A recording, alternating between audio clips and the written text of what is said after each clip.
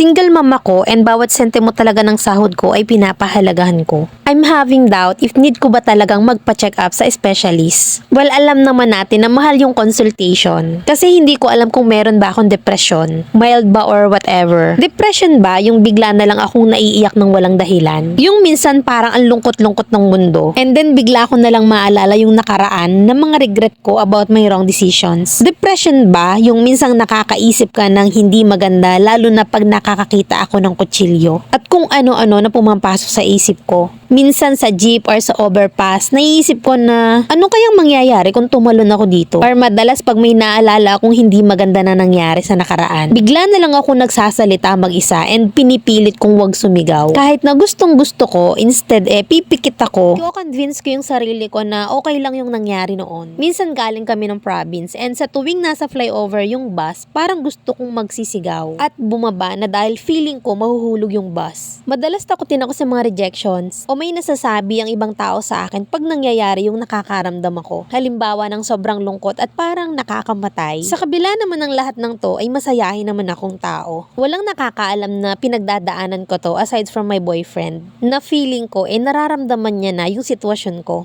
Kasi minsan 'di ba, natatakot ako if feeling ko may nakikita akong ibang nilalang or whatever, tapos magtatago ako kung saan-saan. Tapos iiyak, then sasabihin ko na parang may demonyo na bumubulong sa akin. Gusto ko lang malaman kung need ko na bang magpa-check up. If in case, how much kaya? Ako lang kasi yung sumusuporta sa pamilya ko. Wag niyo naman po sana akong i-bash kasi baka mabaliw na ako. From our letter sender, JD ng Lipa.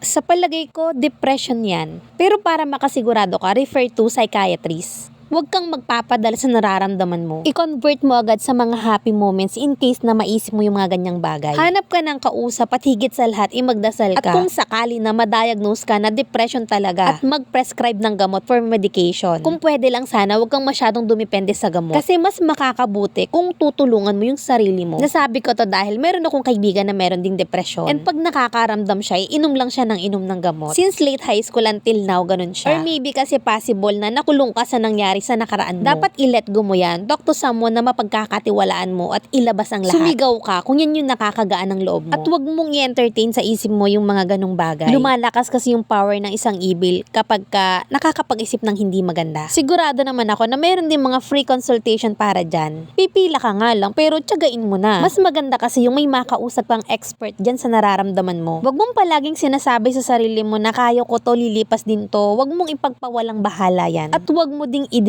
Yung bukas na lang or next week or sa sahod na lang, do it as soon as possible. Para sa akin kasi kahit naman siguro sino ay nakakaranas ng depression. It depends na lang how to handle the situation. Kagaya ko, minsan, in a place na walang katao-tao, then all of a sudden, bigla na lang akong maiiyak. Depende rin kasi talaga siya sa ambience. Mga ikwento ko lang to kasi natatawa ako pag naalala ko to. Siguro mga 10 years old ako nito. Nagpakulo kasi si nanay no ng tubig sa takore. Tapos sabi niya sa akin, Lalen, alisan mo na to ng tubig, isalin mo na. Tapos nung hawak ko yung takore, sabi ko sa inay, bakit ganun? Parang may bumubulong sa akin na ihampas ko daw sa inyo itong takore. Tapos yun na, nagdilim na yung paligid ko.